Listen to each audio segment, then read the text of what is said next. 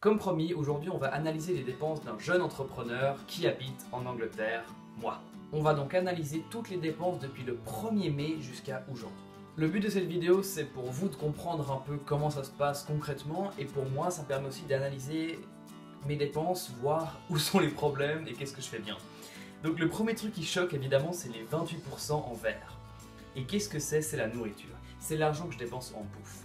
Donc évidemment, c'est pas juste la bouffe du supermarché, c'est la bouffe que je dépense quand je vais dans un restaurant, quand je vais à Londres et que je vais vite m'acheter un sandwich pour midi, c'est tout ça.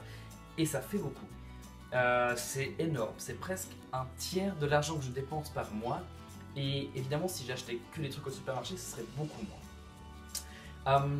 Donc ça va pas du tout. C'est vraiment hallucinant pour vous le dire en chiffres, ça fait 227 pounds. Et je suis pas d'accord de dépenser autant d'argent, je trouve ça con. Parce que justement, c'est pas ça que la nourriture ça vaut moins et je peux mieux investir. Je dis pas que je dois manger moins sain, mais je dis que je dois aller plus au supermarché comme ça et juste acheter des trucs à la place de acheter des trucs déjà faits. Tu vois, je peux juste me faire une salade le matin et tout. Et surtout que ça aurait des impacts immenses. Donc j'ai aussi une solution pour ça qui est une sorte de nouveau business, un peu comme ça dans le gris comme ça. Donc je vous reparlerai parce que justement je préfère attendre encore un petit peu. Mais voilà, ça c'est une solution qui va m'aider à faire baisser ce chiffre. Le deuxième truc qui est assez choquant aussi, c'est le grand truc rouge, 22%, et c'est les transports. C'est tout l'argent que je dépense en train pour aller à Londres et prendre les transports publics à Londres. Donc c'est clair, c'est pas cher. Mais là, je vois pas de solution parce qu'aller à Londres, c'est important. Ça me permet de rencontrer des gens, d'élargir mes horizons. Et là, il est hors de question que je dépense moins. Donc ce que je peux faire à la limite, c'est rester plus longtemps à Londres. Donc à la place de prendre le train un jour et repartir le lendemain, rester 2-3 jours. Donc pour vous donner une idée, pour les transports, je dépense quand même 177 pounds. C'est hallucinant. Ensuite, on arrive dans les dépenses qui sont quand même beaucoup plus petites. On a 11% en bleu clair qui sont l'investissement que j'ai fait dans l'Ether, donc c'est une crypto-monnaie, donc j'ai dépensé 90 pounds. Et ça m'a déjà rapporté, j'ai pas retiré l'argent encore parce que je préfère le garder parce que j'ai l'impression que ça va encore gagner de la valeur. Et donc ça c'était un super investissement. J'ai gagné plus de 3 fois ce que j'ai investi, donc là je suis en tout cas déjà à 200 pounds, donc ça c'était très bien. Ensuite les 8% bleus, c'est ce que je paye pour mes employés et mon business. Donc c'est à chaque fois que je fais des petits trucs et que je dois payer quelqu'un, voilà c'est ça.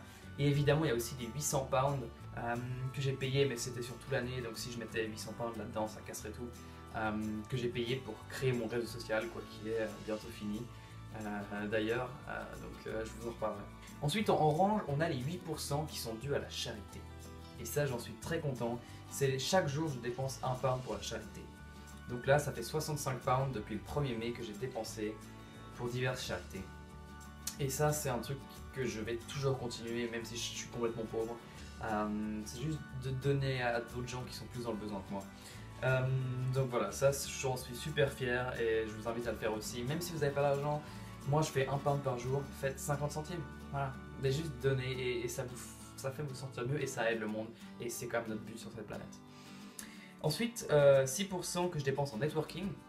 Donc par exemple quand je vais à un event où il faut payer, ça c'est des coûts comme ça. Ou alors quand par exemple je paye un café à une personne que j'aimerais rencontrer ou des trucs comme ça. Et ensuite en bleu foncé on a les 7% et c'est le marketing. Et le marketing ça représente 58 pounds, donc 7% de mon budget total, qui n'est pas beaucoup. Et c'est vrai que le marketing c'est un peu le problème du moment, c'est que là je suis justement dans un dilemme, est-ce que je dépense 90 pounds pour un truc qui pourrait m'apporter plein de clients, mais c'est quand même très cher, c'est un risque et tout.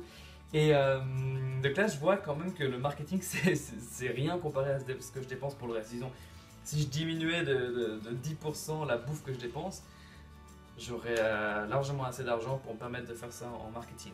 Donc voilà, ça je trouvais ça intéressant de voir ça, qu'en gros je dépense très peu d'argent en marketing et ça à mon avis c'est quelque chose que je dois drastiquement augmenter. Donc en fait là je viens de penser, en fait je vais le faire. Là j'hésitais mais je me dis c'est con, il faut que je le fasse. Ça peut m'apporter beaucoup. Donc voilà, je vais faire ça. Et sinon 60 pounds que je dépense aussi en loisirs, donc c'est par exemple faire un truc avec des amis et tout, un peu, voilà. C'est un truc que je pourrais baisser aussi, ça me sert pas à grand chose, mais c'est des trucs loisirs, c'est aussi genre me couper les cheveux, c'est des trucs, c'est un peu, voilà, c'est par pression sociale que je fais ce genre de truc. Évidemment je pourrais plus me couper les cheveux, mais tout ça c'est pathétique comparé aux 28% que je dépense en bouffe. Et voilà. c'est à peu près tout. Donc au niveau des revenus, j'ai pas eu beaucoup de revenus en ce moment à part les 20 pounds qui viennent du mastermind et puis un tout petit peu d'argent que je vais gagner suite au premier truc que j'ai réussi à louer pour Cloud. J'ai du premier client qui a payé 20 pounds, donc ça je vais gagner aussi quelques pounds par là. Mais donc pas encore beaucoup de revenus en ce moment. Qu'est-ce que j'ai appris de cette analyse? C'est que je dépense beaucoup trop en bouffe inutile. Donc c'est pas de la bouffe de supermarché, c'est des bouffes de restaurant et des trucs comme ça et c'est vraiment con. Ça tape vraiment et si je dépensais moins, j'aurais beaucoup plus d'argent pour faire d'autres trucs. Et sinon ce que j'ai appris c'est que justement les autres trucs c'est le marketing, il faut que je mette beaucoup plus d'argent là-dedans. C'est clair qu'avec 7% de marketing, je vais rien faire, je vais pas trouver de clients parce que je dépense pas d'argent pour trouver des clients. Donc voilà, évidemment il faut un juste entre deux, tu vois. Si tu dépenses 50 pounds en marketing, il faut que tu gagnes plus de 50 pounds de ça. Donc voilà, j'apprends. J'espère que ça t'a intéressé.